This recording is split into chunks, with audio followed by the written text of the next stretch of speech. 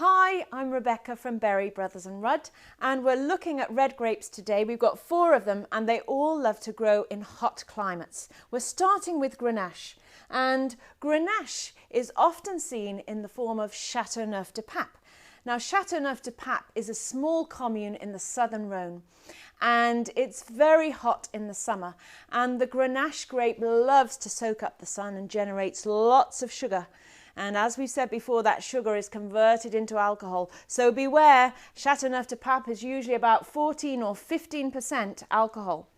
Grenache has a thin skin, so the tannin level is never too high. It gives lovely, juicy fruit in youth, and that turns into a savoury taste as it gets older. Now we've got a super Châteauneuf here.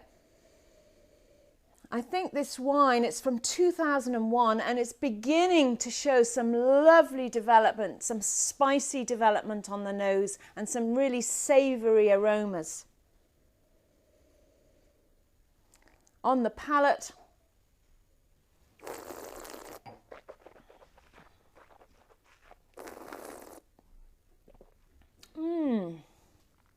Now, as I said, beware of that 14 or 15% alcohol. There's a lovely rich feeling from Grenache, especially in a really good Châteauneuf-du-Pape. And this has certainly got that. There's lovely warmth at the back of the throat.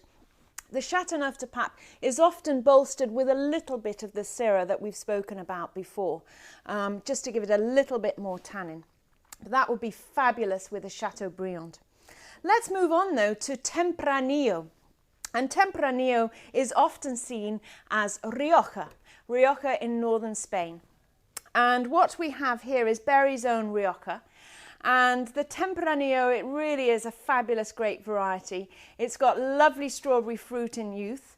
And often it's given a little bit of American oak, which gives it a creaminess. And often people write and describe it as having strawberries and cream notes. Let's see. On the nose, I've definitely got a nose of cooked strawberries here and a nice little hint of vanilla. I'd say it's more sort of like a vanilla custard. On the palate,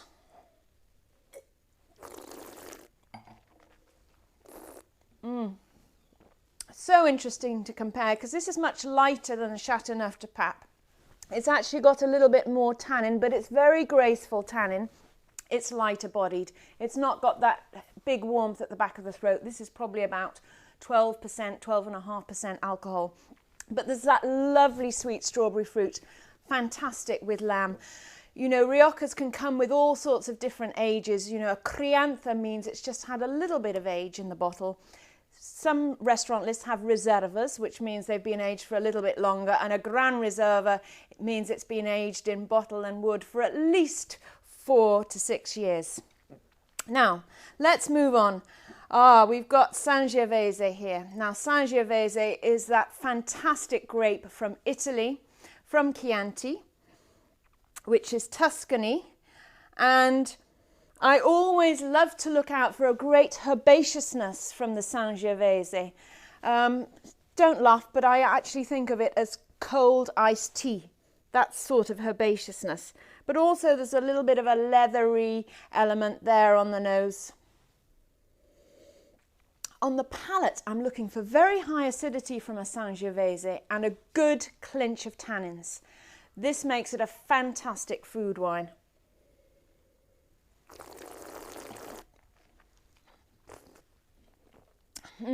I'm not disappointed there, I'm thrilled. I've got lots of acidity, much more acidity than I've had so far, and much more of a clinch of tannins, that slight furriness on the inside of the cheeks, across the tongue. But don't worry, this is a fantastic food wine. Of course, the Italians love their food. They're so proud of their different cuisines. And this will match perfectly because it will cut through richness of food. You know, creamy dishes, creamy pasta dishes, absolutely perfect. Now, Nebbiolo. This is a fascinating grape variety. It's a grape variety very high in tannin. It's a speciality of northwest Italy and Piemonte. And Here we've got a Barolo. Barolo is the name of the commune and it uses exclusively Nebbiolo grape.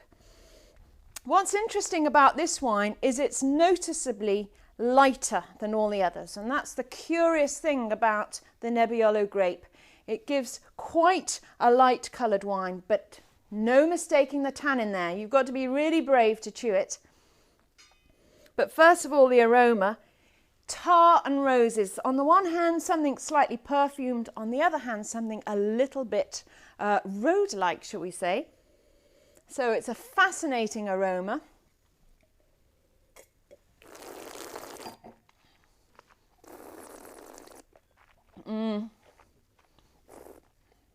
As I said, you have to be brave to chew that one for 3 seconds, and wow, right up here, right across the tongue, more than anything we've had so far. Absolutely oodles of tannin. Now, again, this wine is quite young, but over time, those tannins will soften. And again, they're very good with food because protein just soaks up the tannin. And so it's a fabulous mix with the rich dishes of northwest Italy. And as you can see, a fantastic thing to try with this wine would be Brissola. So we've now completed our 6 video podcasts here in the Berries Wine School at Berry Brothers and Rudd. Thank you so much for joining us here. We've loved showing you our wines and loved showing you the different grape varieties. We hope we've encouraged you to experiment and try out all the different styles, have fun at home entertaining, have fun and confidence when you're going out to restaurants. We really hope you've enjoyed it. We hope you have much more pleasure from your wine drinking, and we hope to see you again. Bye-bye.